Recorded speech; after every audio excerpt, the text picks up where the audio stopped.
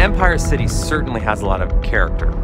The DNA of superheroes takes place in major metropolitan cities, and so we knew all along we were going to do our version of Gotham, Empire City. Real cities are dirty, they're grimy, they've got clutter, they've got garbage in every corner. We started talking about the city breathing, the city groaning, the buildings crumbling off in the distance as music. Like, what would that sound like?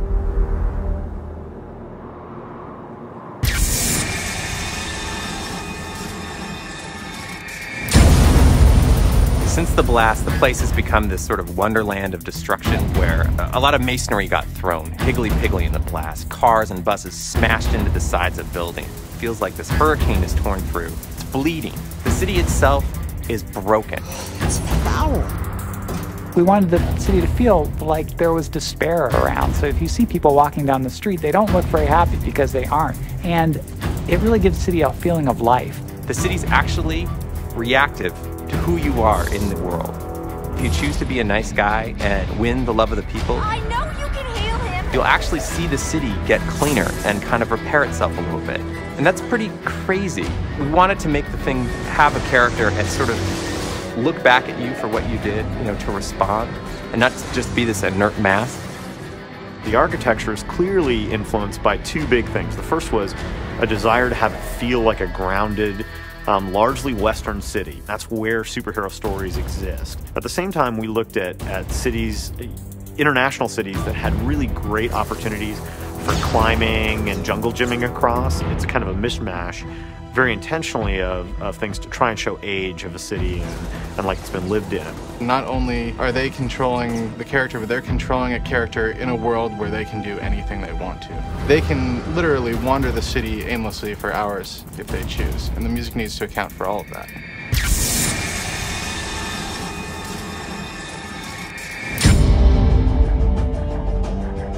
It's been really important for us to approach the music like sound design, to really capture the spirit, the voice of Empire City. Even though we're in a big urban environment, we want the percussion and the instrumentation to be very tribal, very savage. One of the first things in this game that I was also approached about, which I've never seen in any other game, but I've never had to do either, was to score things in two different ways, depending on where you are in the game or how you're doing. You can choose to be a hero or an anti-hero, and the music needs to echo that. That was fantastic, Mark. There's an edgy, punchy, kind of dark and very thoughtful component to the music. The ambient music is meant to be bleeding out of this broken city, this city that's sort of been bombed out and is hurting. And so much of the music is really meant to meld with the sound design and almost become indistinguishable from it. Initially, when we were hearing that the city was kind of alive, and how we would do that musically and sound design to blend those two worlds, I had two ideas in mind. The first one was to go out and do some street recording. The second part was to do a custom sampling session. You want it to be orchestral, but you don't want it to be John Williams.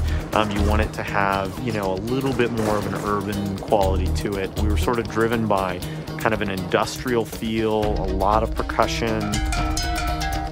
The way that we address that is by using a lot of instruments that are very rustic and urban, like trash cans and metal pipes and cardboard boxes, and just beating on all kinds of different things in different ways. And then at the same time, we've taken a lot of really conventional instruments and tried to play them and use them and, frankly, abuse them in really unconventional ways. Not to mention that our artist, Amon Tobin, manipulates sounds and carries them into a completely different space, so that even the combat music has this effect of sounding like the city is kind of throwing its head back and roaring. The thing that's really different about inFamous is the level of density we have in the city. It makes it a much more enjoyable environment to play in. We want the whole thing to be an immersive experience. You experience the city more than just hear it or feel it or play it. It's the combined efforts that really make inFamous something special in terms of the whole package.